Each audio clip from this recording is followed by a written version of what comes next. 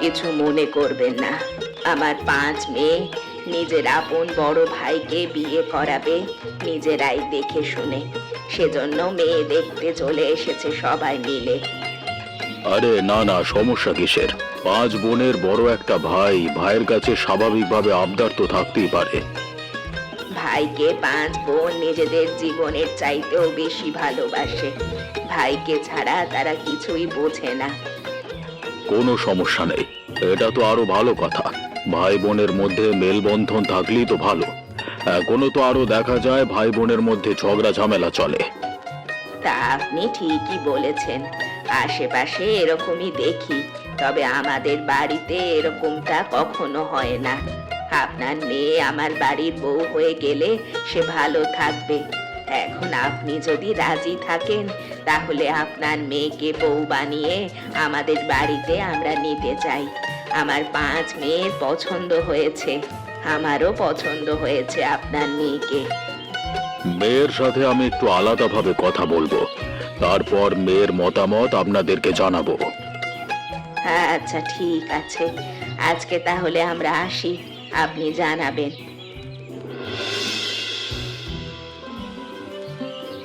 মা, তোকে আমি অনেক কষ্ট করে বড় করেছি, আদর দিয়েই বড় করেছি। যে ঘর থেকে তোর বিয়ের প্রস্তাব এসেছে তারা কিন্তু বড় ঘর। তোর মতামত ছাড়া আমি তাদেরকে কিছু জানাইনি। বাবা, আমি কি তোমার উপরে কোনোদিন কথা বলেছি? তুমি যেটা ভালো মনে করো সেটাই করো। ছেলে আমার পছন্দ, আগে থেকেই চিনি। ছেলে খারাপ না, পরিবারও খারাপ না, কিন্তু সেখানে তোর 5 ননদ, 5 ননদের সাথে মিলেমিশে সংসার করতে পারবি তো? তুমি কি এই 5 বোনের সম্পর্কে ভালোভাবে খবর নিয়েছো? তারা কেমন? আমি মোটামুটি ভালোভাবেই খবর নিয়েছি, কারোর কোনো সমস্যা নেই, সবাই খুবই ভালো মেয়ে। শুধু ভাইকে সবাই একটু বেশি ভালোবাসে। নিজেদের বড় ভাইকে ভালোবাসা তো কোনো অপরাধ নয় বাবা। যারা নিজেদের ভাইকে এত ভালোবাসে তারা অবশ্যই আমাকেও ভালোবাসবে। তুই হচ্ছিস আমার লক্ষ্মী মা, তোকে ভালো না বেসে এমন কেউ আছে যে থাকতে পারবে? হয়েছে বাবা, হয়েছে। তুমি একটু মাঝে মধ্যে বাড়িয়ে বলো। আমি মোটেও বাড়িয়ে বলি না। ওই বাড়িতে একবার বউ হয়ে যা, দেখবি সবাই তোকে না ভালোবেসে আর থাকতে পারছে না। বুঝতে পেরেছি, তুমি আমাকে পর করে দিতে চাইছো, তাই না? আরে না না, তোকে পর করে দেওয়ার সাহস আছে নাকি আমার? সবটাই তো দেখতে পাচ্ছি, আর পাম দিতে হবে না। আচ্ছা আমি যাই তাহলে, বিয়ের তারিখটা ঠিক করে আসি। একি বৌদি, তুমি আসতে না আসতেই কাজটা কিন্তু ভালো করলে না। কেন গো, আমি আবার কি করলাম তোমার? কি করেছো এখনো বুঝতে পারছো না? না, বুঝতে পারছি না, তুমি একটু বুঝিয়ে বলো। আমি আমার দাদার পাশে সব সময় বসি, আজকে দেখছি তুমি আমার দাদার পাশে বসে আছো। তুমি কি আমার জায়গাটা দখল করতে চাইছো? আরে না না, আমি তোমার জায়গা দখল করব কেন? তোমার জায়গা সব সময় তোমারই থাকবে, আমি কখনোই দখল করব না। এই যে চোখের সামনে দখল করে বসে আছো, আবার মিথ্যে বলছো যে কখনোই দখল করবে না। আচ্ছা ঠিক আছে, আমি জায়গা ছেড়ে দিচ্ছি, তুমি এসে তোমার দাদার পাশে বসো, আমি অন্য পাশে বসছি। কখনো আমার দাদার পাশে বসবে না, আমি কিন্তু সব সময় দাদার পাশে বসি। দাদার পাশে অন্য কেউ বসলে আমি তো সেটা সহ্যই করতে পারি না। হয়েছে হয়েছে, বুঝতে পেরেছি, আমি বিশাল বড় ভুল করেছি। এমন ভুল আর কখনো করব না। আমি সরে অন্যদিকে বসছি, তুমি এসে তোমার দাদার কাছে বসো, আমার কোনো সমস্যা নেই। মা, আপনি এত কষ্ট করছেন কেন? আপনি তো আমাকে ডাকলেই হতো, আমি রান্না করতাম। এ কি বৌমা, তুমি আজকে রান্নাঘরে চলে এসেছো? মানুষজন আমাদেরকে কি বলবে? মানুষজন আমাদেরকে নিয়ে খারাপ কথা বলবে, কটু কথা বলবে, বলবে নতুন বউ এনেই কাজে লাগিয়ে দিয়েছি। মানুষজনের কথা আপনি এত ভয় পান কেন? আমি তো মানুষজনের কথায় ভয় পাই না। এটা এখন থেকে আমার স্বামীর বাড়ি, আমি করব না তো কে করবে? সব কিছু করার একটা সময় আছে বৌমা। কালকে তুমি এ বাড়ির বউ হয়ে আসলে, এখন যদি রান্নাঘরে আসো, কেউ দেখলে আমাদের নামে তো বদনাম করবেই করবে। তারপর তোমার বাবাকে গিয়ে জানাবে, তারপর তোমার বাবা ভাববে তার মেয়েকে এনে কাজ করাচ্ছি। আমার বাবা মানুষের কথায় কখনো বিশ্বাস করবে না। বাবার যদি কখনো এমনটা মনে হয়, তিনি এখানে চলে আসবেন, আমার কাছে জিজ্ঞেস করে নেবেন। বাবা গো বাবা, তোমার সাথে আর আমি কথা বলে পারবো না। আপনি আমার সাথে কথা বলে কিভাবে পারবেন মা? আমি তো জোয়ান মেয়ে, আপনার তো বয়স হয়েছে। তুমি আমাকে বয়স্ক বললে তাই না? বৌমা, তোমাকে একটা কথা বলতে চেয়েছিলাম। বলুন না মা, সমস্যা কি? আমার মেয়েদের কথায় তুমি কিছু মনে করো না, ওরা ওদের দাদাকে একটু বেশি ভালোবাসে তো, সেজন্য মাঝে মধ্যে পাগলামি করে। এসব নিয়ে আপনি চিন্তা করবেন না মা, ওরা তো আমার ছোট বোনের মতোই, আমি এসব নিয়ে কখনো ভাবি না।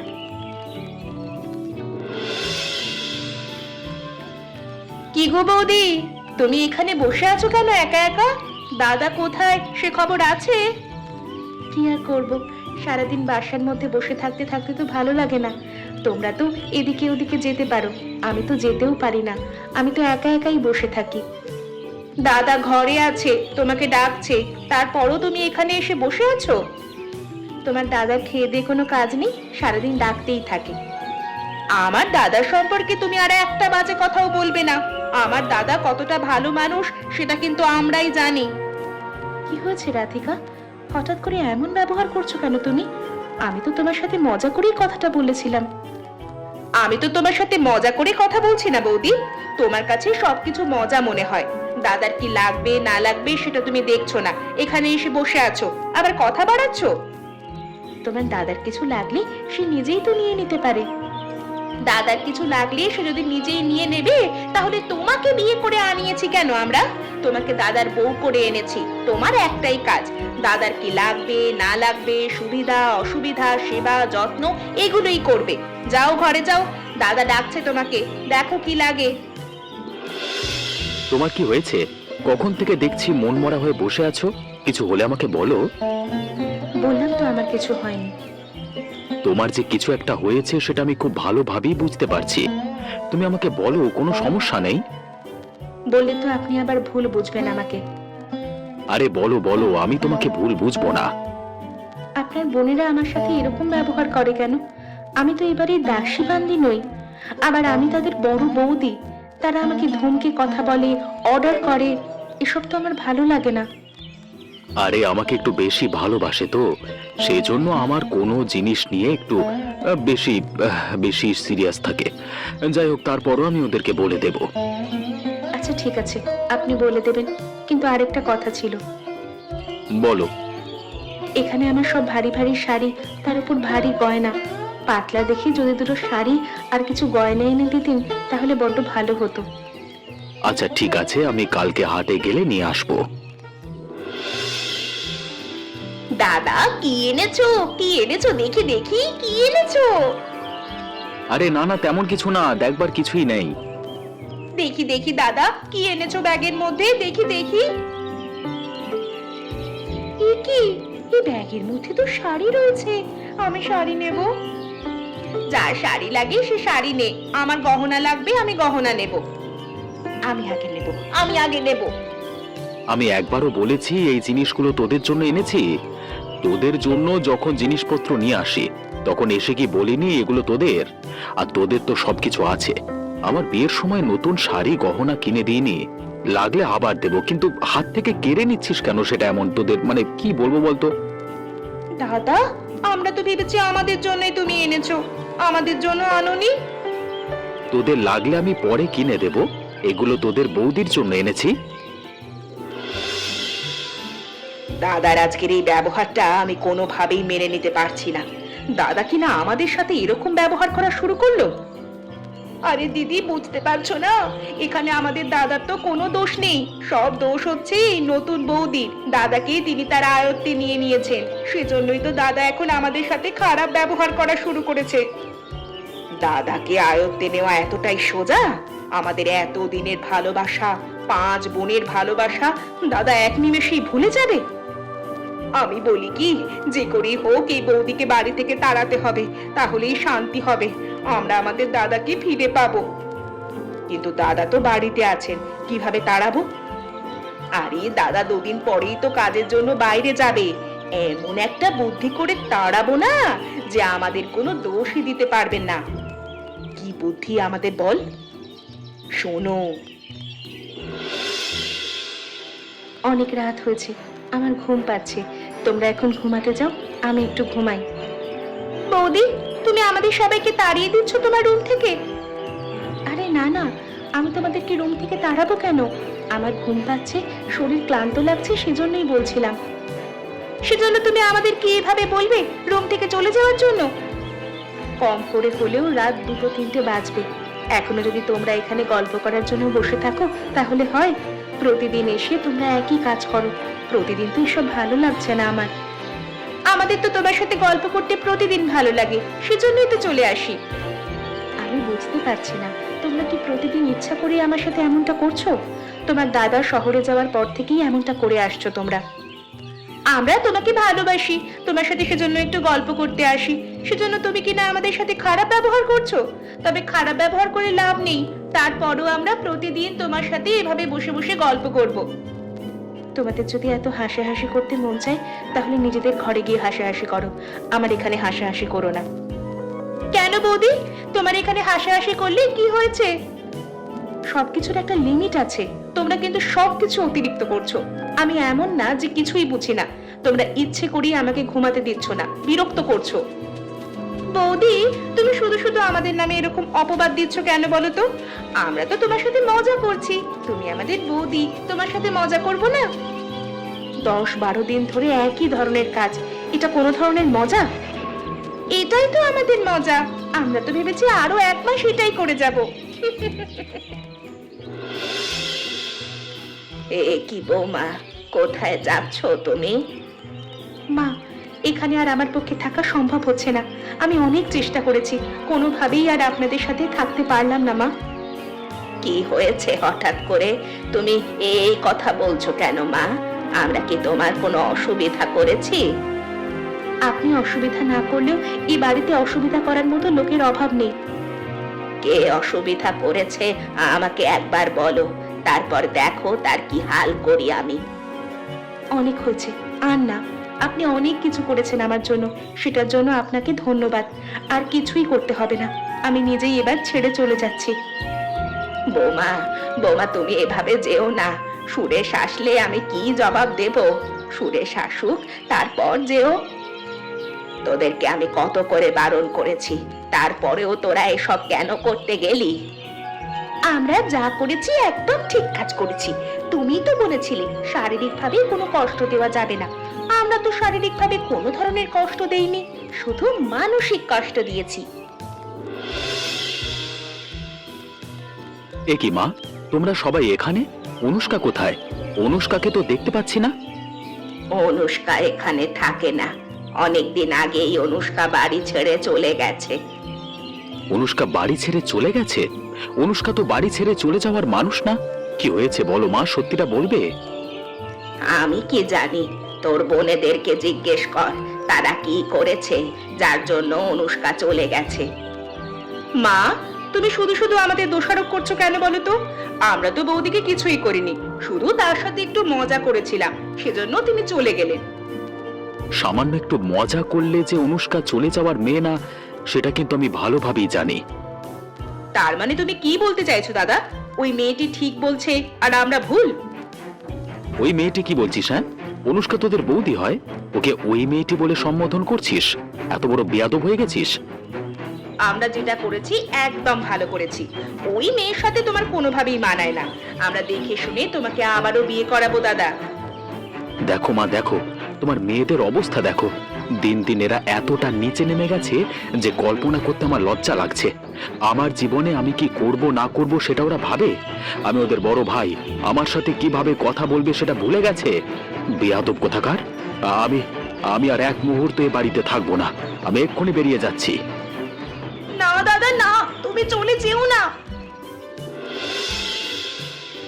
আমার মনে হচ্ছে একটু বেশি বেশি করে ফেলেছি, আমাদের এতটা করা উচিত হয়নি। আসলে আমরা তো দাদাকে ভালোবাসি, বৌদিও দাদাকে ভালোবাসে, দাদাও বৌদিকে ভালোবাসে। আমরা হয়তো তাদের মধ্যে ঝামেলা তৈরি করেছি। আমরা চাই দাদা সব সময় ভালো থাকুক। এখন বৌদি চলে গেছে, এজন্য দাদা অশান্তিতে আছে, এমনকি বাড়ি ছেড়ে চলে গেছে। আমাদের ভালোবাসারও দাম নেই। আমাদের বাড়াবাড়িটা বেশি হয়েছিল। আমরা আসলে দাদার ভালো চাইতে গিয়ে তার খারাপ চেয়েছি বেশি। আমাদের উচিত দাদা ও বৌদির কাছে গিয়ে মাফ চাওয়া এবং তাদেরকে বাড়িতে ফিরিয়ে নিয়ে আসা। তারা আমাদেরকে ক্ষমা করবে কিনা সেটাই তো বুঝতে পারছি না। লজ্জায় কিভাবে যে তাদের সামনে যাব সেটা জানি না। লজ্জা নিয়ে বসে থাকলে তো আর হবে না, কিছু একটা করতে হবে। এভাবে যদি আমরা বসে থাকি দাদার জন্য নিজেরাই কষ্ট পাবো। 2 দিন হয়ে গেল দাদাকে দেখতে পাই না। দাদা শহরে মাসের পর মাস থাকে, তাতে কষ্ট হয় না। এখন বাড়ি থেকে 2 দিনের জন্য চলে গেছে রাগ করে, সেটার জন্য প্রচন্ড কষ্ট হচ্ছে। শুধু দাদা নয়, মাও তো আমাদের সাথে কথা বলছে না। মায়ের জন্য দাদা তো আর বাড়ি ছেড়ে যায়নি, আমাদের জন্যই গিয়েছে। আমরা যেহেতু ভুল করে ফেলেছি, ভুলের মাসুল আমাদেরই গুনতে হবে। তাহলে আর এখন বেশি দেরি করা ঠিক হবে না। চলো আমরা বৌদির বাড়িতে যাই, সেখানে গিয়ে তার কাছে ক্ষমা চাই, তারপর তাদেরকে ফিরিয়ে নিয়ে আসি। কবিতা একদম ঠিক কথাই বলেছে, চলো সবাই। তোরা আবার এখানে এসেছিস কেন? তোরা কি চাচ্ছিস এখন আমি এ বাড়ি থেকে চলে যাই? কোনোভাবেই আমাকে শান্তিতে থাকতে দিবি না। দাদা, তুমি এমন ভাবে আমাদের সাথে কথা বলো না। তুমি এমন ভাবে কথা বললে আমাদের কতটা খারাপ লাগে সেটা তুমি জানো। কি করলে তোদের ভালো লাগে আর কি করলে তোদের খারাপ লাগে সেটা আমি ভালো করেই জানি, কিন্তু আমার যে কিসে আনন্দ হয় কিসে দুঃখ হয় সেটা তো তোরা কখনো জানতে চাসনি। তোরা শুধু তোদেরটা আমার উপর চাপিয়ে দিয়েছিস। দাদা, আমরা তোমার ছোট বোন হয়ে একটা ভুল করতেই পারি। তুমি তো আমাদের বড় দাদা, তুমি তো আমাদেরকে ক্ষমা করে দেবে, তাই না? আমি ক্ষমা করবার কেউ না। যার সাথে তোরা অপরাধ করেছিস তার কাছে ক্ষমা চা। অনুষ্কা বৌদি, তুমিও আমাদেরকে ক্ষমা করে দাও। আমরা ভুল করেছি। তোমার ছোট বোন হিসাবে আমাদেরকে ক্ষমা করে দাও।